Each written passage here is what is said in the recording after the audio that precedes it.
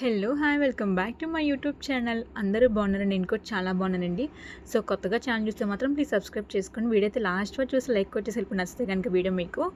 ఇప్పుడైతే నేను గోంగూర గుడ్లు వండుతున్నాననమాట. ఫస్ట్ టైం అనమాట నేను కూడా వండడం. అసలు నేను గోంగూర గుడ్లు వండుదని చెప్పి అనుకోలేదనమాట. నేనేమనుకున్నానంటే చికెన్ గోంగూర వండుదామని చెప్పేసి ఎప్పటినుంచో అనుకున్నాననమాట. ఒక 4, 5 మంత్స్ నుంచి అనుకున్నాననమాట. కానీ కుదరట్లేదు నా వల్ల. అంటే చికెన్ తెచ్చేవాళ్ళు ఎవరు ఉండట్లేదనమాట నాకు. తెచ్చేటప్పుడేమో అది వండుదామంటే నాకు ఇంట్రెస్ట్ పోతుందనమాట. ఈరోజు కూడా వండుదాం అనుకున్నాను గోంగూర చికెన్. కానీ చికెన్ తెచ్చిన వాళ్ళు అయితే ఎవరు లేరనమాట. మా ఆయనతో ఆఫీస్కి వెళ్ళిపోయారనమాట. ఎగ్స్ అయితే ఫ్రిడ్జ్లో ఉన్నాయన్నమాట. అందుకని చెప్పి ఇక్కడ నేను సర్లే అని చెప్పి గోంగూర అయితే నేను జెప్టోలో ఆర్డర్ పెట్టాను అనమాట. గోంగూర కొన్ని వెజిటేబుల్స్ అయితే ఇంట్లో కావాలని చెప్పేసి అవి కూడా ఆర్డర్ పెట్టాను అనమాట.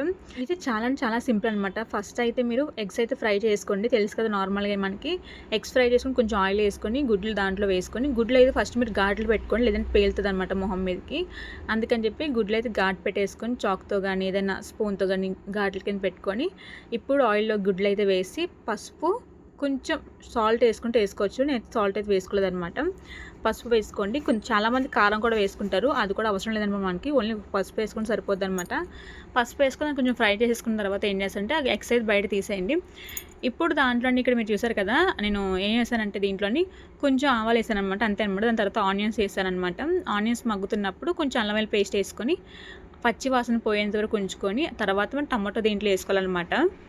అలాగే ఇంకో స్టవ్ మీద ఇప్పుడు ఏం చేస్తానంటే గోంగూర ఉడకబెడుతున్నాను అనమాట. ఇక్కడ నేను ఫస్ట్ ఉడకబెట్టలేదు, కాకపోతే నేను మర్చిపోయాను అనమాట.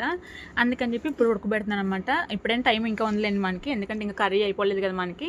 ఇక్కడ నేను ఒక గోంగూర కట్టకి హాఫ్ గోంగూర తీసుకున్నమాట. ఇంకా హాఫ్ అయితే ఫ్రిడ్జ్లో పెడతాను అనమాట. నేను అంటే ఎక్కువైపోతుంది అనుకుని చెప్పి నేను హాఫ్ అయితే తీసుకున్నాను అనమాట. హాఫ్లోని గోంగూర శుభ్రం కడిగేసుకొని వాష్ చేసుకోండి. దాన్ని ఇప్పుడు గిన్నెలో తీసుకొని 2 పచ్చిమిర్చి వేసుకున్నాను, సాల్ట్ కొంచెం వేసుకున్నాను, వాటర్ కొంచెం వేసుకొని దాన్ని సిమ్లో పెట్టి మగ్గ పెట్టాను అనమాట. ఈ లోపు మనకి ఆనియన్ టమాటా అంతా ఫ్రై అయిపోయింది అనమాట. మన గోంగూర కూడా దగ్గరికి అయిపోయి ఫ్రై మొత్తం అయిపోయింది అనమాట. ఇప్పుడు గోంగూర దాంట్లో వేసుకొని కారం పసుపు సాల్ట్ కొంచెం చూసుకుని వేసుకోండి, ఎందుకంటే మనం ఆల్రెడీ మనం గోంగూరలో వేసాం కదా సాల్ట్ మనం. సో చూసుకుని కొంచెం వేసుకోండి. దాని తర్వాత కొంచెం వాటర్ యాడ్ చేసుకున్న తర్వాత ఎగ్స్ ఉంటాయి కదా, ఎగ్స్ అయితే దాంట్లో వేసేసేయండి. వేసేసి సిమ్లో పెట్టి కొంచెంసేపు మగ్గనివ్వండి. దాని తర్వాత ఇప్పుడు ఏం చేస్తారంటే ధనియాల పొడి, జీలకర్ర పొడి, గరం మసాలా మెయిన్ ఇంపార్టెంట్ అనమాట. సో ఈ 3 వేసేసుకున్న తర్వాత సిమ్లో పెట్టి ఒక 2-3 మినిట్స్ అయితే అయిపోతుంది అనమాట కర్రీ. మనకి ఎప్పుడైనా కర్రీ అయిందా లేదా నేను చేసుకోవాలంటే మనకి ఆయిల్ పైకి రావాలన్నమాట. ఇక్కడ చూసారు ఆయిల్ పైకి వస్తుంది కదా, సో ఇలా వస్తే మన కర్రీ అయితే రెడీ అయిపోయింది అనమాట. కర్రీ అంతా అయిపోయిన తర్వాత టేస్ట్ చూసాను అనమాట. టేస్ట్ చాలా బాగుందన్నమాట. కాకపోతే కొంచెం పులుపు తగ్గిందనమాట. అంటే నేను చెప్పే కదా ఒక గోంగూర కట్ట మొత్తం వేయలేదన్నమాట, ఆఫ్ వేసాను అనమాట. అందుకని చెప్పేసి కొంచెం పులుపు తగ్గిందనమాట. మిగతాదంటే సూపర్ ఉందనమాట.